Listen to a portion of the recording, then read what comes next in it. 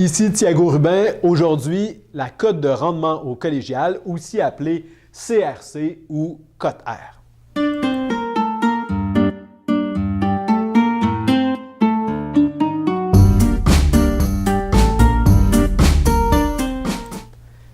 Qu'est-ce que la cote R? On va explorer ça sous trois aspects aujourd'hui. Premièrement, à quoi sert la cote R? Elle est utilisée par des universités québécoises. Qu'est-ce que c'est? C'est quoi la logique derrière la cote R? Et surtout, comment on la calcule? Comment on utilise la cote Z et l'indice de force du groupe pour évaluer la performance académique des étudiants du cégep? Tout d'abord, à quoi sert la cote R? Eh bien, la cote R est utilisée par l'ensemble des universités québécoises, McGill, Bishop, Université de Sherbrooke, lorsque vient le temps d'admettre des étudiants du cégep dans des programmes contingentés qu'ils offrent.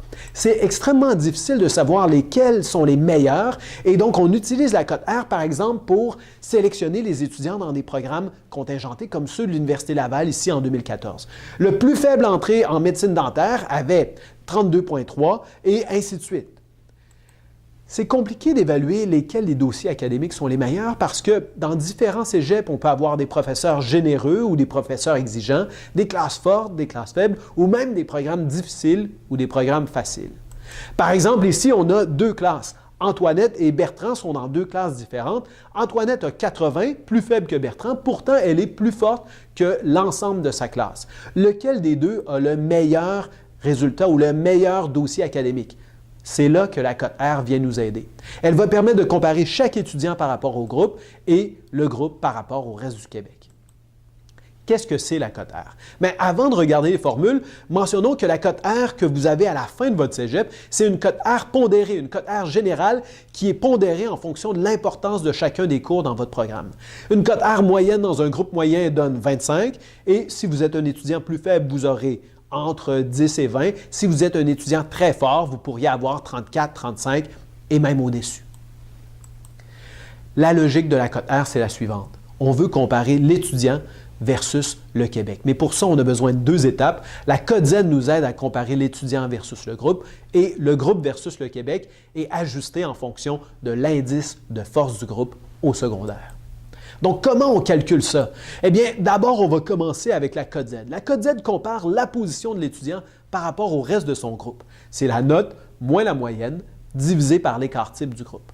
Et l'important à retenir ici, c'est que peu importe que le professeur soit généreux ou sévère, peu importe que les notes soient rapprochées ou écartées, si vous êtes à la même position par rapport au groupe, vous aurez toujours la même cote Z. Et donc, ça devrait prendre en compte quel genre de classe vous avez. Ensuite, par exemple, ici, on a Annie et Bertrand, ou Antoinette et Bertrand, pardon. Plutôt, on a vu qu'Antoinette, elle était plus forte que son groupe. Elle aurait eu une cote Z de plus 1. Bertrand est plus faible que son groupe. Il a une cote Z de moins 0,8.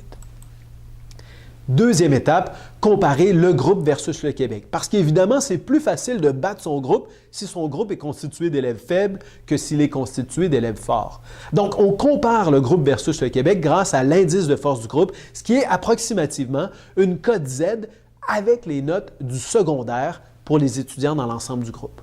Donc, on fait toutes les matières obligatoires de secondaire 4 et 5, moins 75, tout ça divisé par 14. Et vous obtenez quelque chose entre moins 0,5 pour les groupes faibles et plus 1 pour les groupes très forts.